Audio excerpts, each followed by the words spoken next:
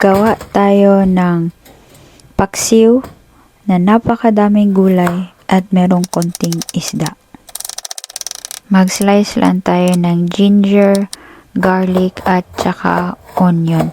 Kung napansin nyo, yung ginger natin is maninipis kasi gusto ko siyang kainin. May times na gusto kong kumain ng ginger, lalo na sa adobo o paksiw. Sa recipe na to, originally gusto ko siyang lagyan ng okra. Pero dahil mahal yung okra, itong talong lang ang ipangsasagol natin, ipangsasahog natin. Pero dahil napaka-lonely naman ng talong, I've decided na maglagay na lang din ng petchay.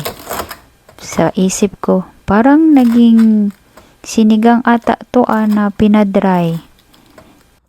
Anyway, kung gusto nyo pa rin tong recipe na to, sundan nyo lang ang pag-assemble.